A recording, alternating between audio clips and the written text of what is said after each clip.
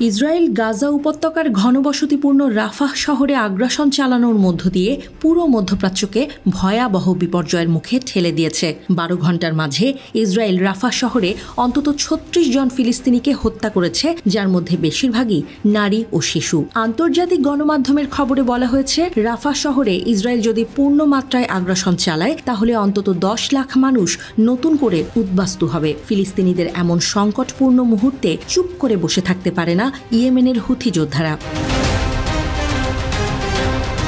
Answer আল্লাহ প্রতিরোধ আন্দোলন হুথির একজন উচ্চপদস্থ কর্মকর্তা সতর্ক করেছেন, ইসরায়েল যদি গাজা উপত্যকার ঘনবসতিপূর্ণ দক্ষিণাঞ্চলীয় শহর রাফাতে পূর্ণ মাত্রায় আগ্রাসন চালায় তাহলে হুথি যোদ্ধাদের হামলা আরও বহুগুণে বৃদ্ধি পাবে। সুপ্রিম পলিটিক্যাল কাউন্সিলের প্রেসিডেন্টের উপদেষ্টা আল্লামা মুহাম্মদ মুফতাহ বলেছেন, গাজা উপত্যকা এবং পশ্চিম তীরে ইসরায়েলি আগ্রাসন এবং রাফাহতে পূর্ণ মাত্রার আক্রমণের ফলে হবে একটি ভয়ঙ্কর ইয়েমেনি প্রতিক্রিয়া এবং হুথি বিদ্রোহীদের চতুর্থ রাউন্ডের অভিযানের সূচনা। তিনি গাজায় ইসরায়েলি গণহত্যামূলক যুদ্ধের মুখোমুখি ফিলিস্তিনিদের সাথে সংহতি প্রকাশ করে ইসরায়েলগামী জাহাজে ইয়েমেনি সেনাবাহিনীর প্রতিশোধমূলক অভিযানের নতুন পর্বের কথা জানিয়েছেন। মুহাম্মদ মুফতাহ আল মাসিরাহ টিভি চ্যানেলকে বলেন, রাফাতে কোনো উত্তেজনা বৃদ্ধির ক্ষেত্রে ইয়েমেনি সশস্ত্র বাহিনীর সিদ্ধান্ত স্পষ্ট। মধ্যপ্রাচ্যে আরও ব্যাপক এবং বিস্তৃত উত্তেজনা তৈরি হতে পারে। মুফতাহ উল্লেখ করেছেন, চতুর্থ পর্বের অভিযানে হুথি যোদ্ধারা যে কোনো ইসরায়েলি আগ্রাসনের জবাব দেবে।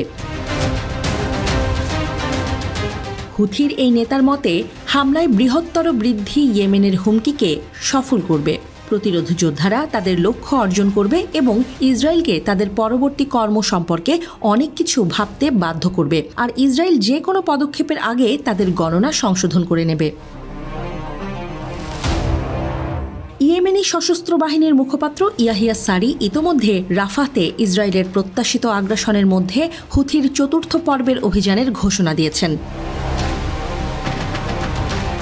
তিনি বলেন, নতুন ধাপের অধীনে ইয়েমেনি বাহিনী তাদের নাগালের মধ্যে যে কোনো এলাকায় ইসরায়েল অধিকৃত বন্দরের দিকে যাওয়া সমস্ত জাহাজকে লক্ষ্যবস্তু করবে।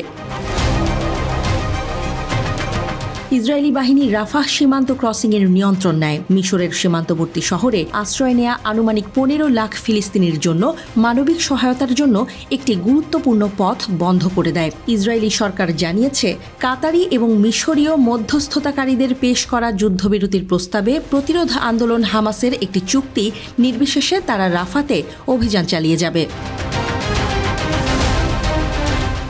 রাফাহকে ইসরায়েলি সামরিক বাহিনী নিরাপদ অঞ্চল হিসেবে মনোনীত করেছিল। ফিলিস্তিনিরা এখন শহরটি খালি করার জন্য লড়াই করছে, কারণ ইসরায়েলি সামরিক বাহিনী তাদের চলে যাওয়ার নির্দেশ দিয়ে লিফলেট ফেলেছে। রাফাহতে ইসরায়েলি সামরিক অভিযানের মারাত্মক প্রভাব সম্পর্কে জাতিসংঘের সংস্থা এবং মানবিক সংস্থা সতর্ক করছে।